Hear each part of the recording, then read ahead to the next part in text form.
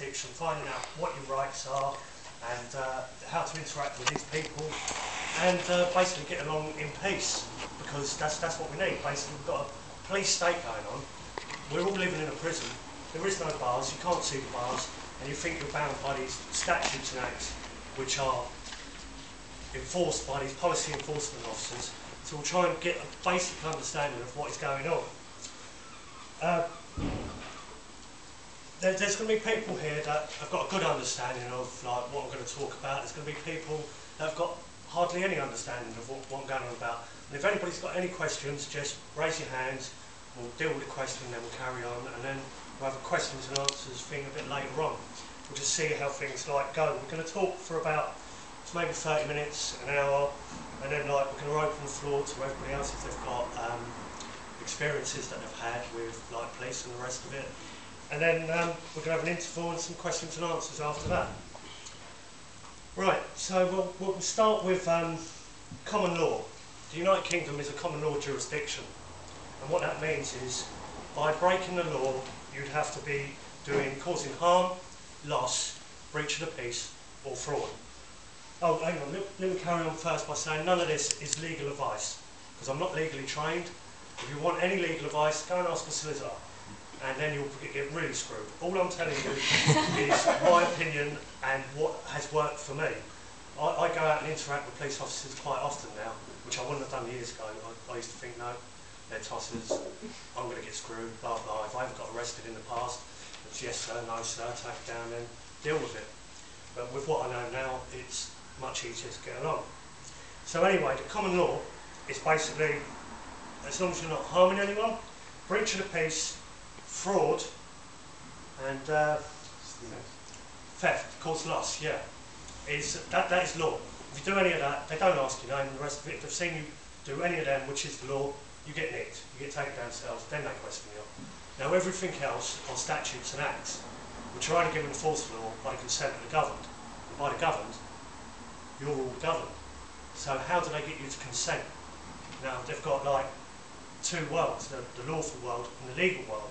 And the legal being the fiction, with statutes and acts, and the lawful is completely something else. That's concerning the real living being, as long as you're not harming each other, all the rest is like the law of nature as such. So the legal world, they've got their own society called the Law Society, and they've got their own language, which is legalese. And within this language, they basically twist words around. You think that it might mean something, but they've got their own dictionaries, and it basically has completely different meaning to what we think as lay people. And some of them are basically the legal fiction. The biggest one is the person. Now you'll see on all these police forms, they're acting upon the person, and it's an act of law. So if you define the word act, or actor, as they're acting policemen as well, it's fiction, is it not? So you've got fiction by the act of law, acting policeman, another fiction, and then you look up the legal definition of the word person in Black's law, and it sees you as a legal fiction and a corporation. So this is what they're acting upon. Now, if you sign these forms, you're agreeing to all this.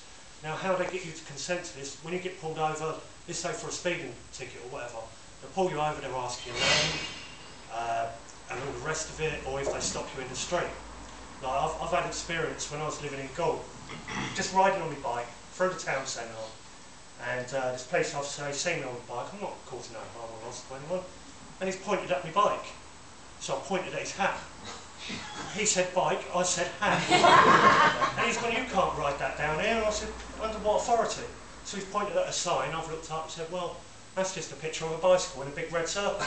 That doesn't mean anything to me. He goes, well, you can't ride your bike. I said, I'm not breaking the law if I ride my bike down it. And he said, well, you are actually. I said, what law? And he said, the Road Traffic Act. And I was like, well, hang on a minute, you know what I mean? Because one, this is not a registered vehicle. Two, I'm not on the road. So how can it be? So I've said to him, are you failing to distinguish between statutes and acts and law? As we're in a common law jurisdiction, it's gross negligence, and that is tantamount to fraud. Do you understand? And at that point, he's like, well, I'm busy, I've got something to do. So it's like, I've looked and thought, well, that was quite amazing, see you later. I toddled up on my bike, no harm, no loss. That was good. So when we go to the word, when I said, do you understand? Is there people here that knows what that means in legalese? That's it. And is there people here that didn't know that?